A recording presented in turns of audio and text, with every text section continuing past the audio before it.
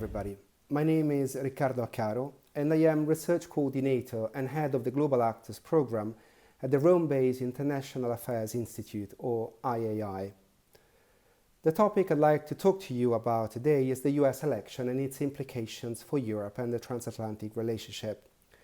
It is no secret that the relationship between the US and Europe has undergone a period of severe turbulence under the current US administration.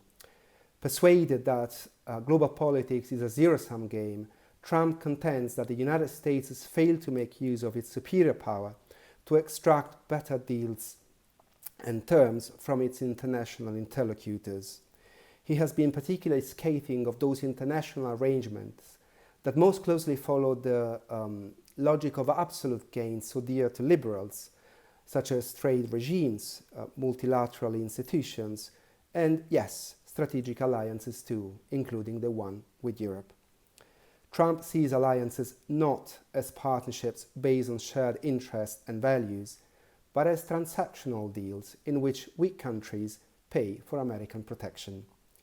Against this backdrop, it is not hard to understand why the Trump administration and Europe have found themselves at odds on a number of issues. One, the lingering relevance of NATO, which Trump has often shown skepticism about.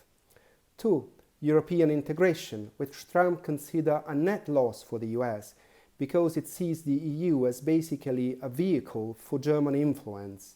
And as Germany is such an economic superpower and a leading exporter to the US, Trump has often singled out for criticisms ranging from its migration policy to, more recently, its modest military spending. 3.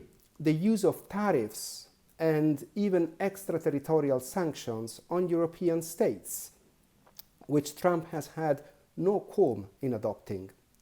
4. Multilateral institutions and international treaties, which Trump regards as a straitjacket on the US freedom of maneuver. Under his administration, the US has not engaged in any single significant multilateral endeavor. But not only that, it has hampered the ability of the World Trade Organization to adjudicate cases. It has left UNESCO, it has left the World Health Organization during the COVID-19 pandemic. It has sanctioned the International Criminal Court. It has left the Paris Accord on climate change. It has left two important arms control treaties with Russia, the INF Treaty and the Open Skies Treaties, as well as the Iran nuclear deal.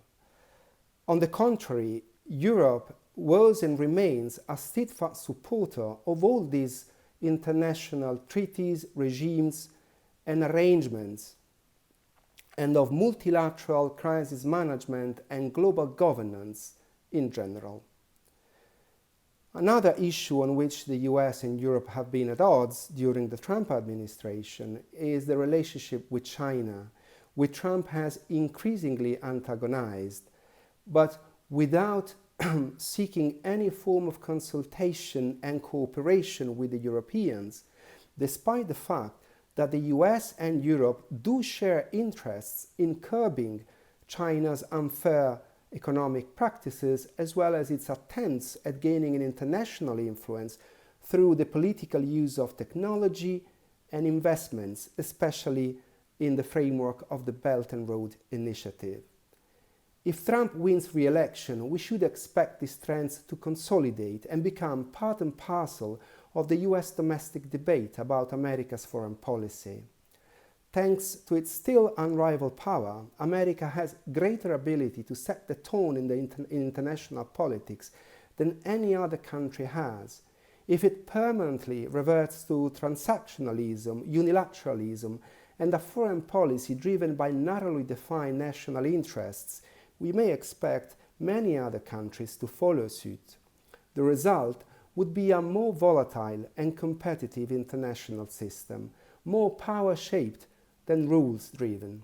For Europe, this is hardly an ideal outcome, as the EU in particular can only thrive in a rule-based multilateral order. How different would all this be if Biden defeats Trump in November. A Biden administration would be equally keen on pushing back against China. It would probably be keener than Trump has been on standing up to Russia, and would remain determined to keep Iran in check in the Middle East, although it would probably be much more open to diplomatically engage with Tehran and even contemplate rejoining the Iran nuclear deal or JCPOA or some form of follow-on agreement. The main difference is for the Europeans that a Biden administration would invest in reviving the transatlantic alliance and establishing a working relationship with the EU, no matter their differences, especially as far as the containment of China's influence is concerned. A Biden administration would also be much less eager to adopt tariffs on goods from Europe and much more reluctant to adopt extraterritorial sanctions against European allies. It would re-engage the Europeans in multilateral endeavors, most notably those dealing with climate change and global economic governance.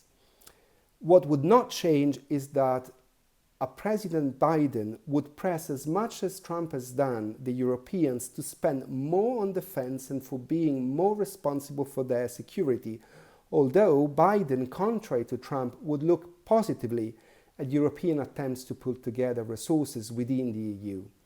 To conclude, while every US election is important, this election in particular is likely to be far more consequential for the transatlantic relationship than any other one prior to this since the 1940s.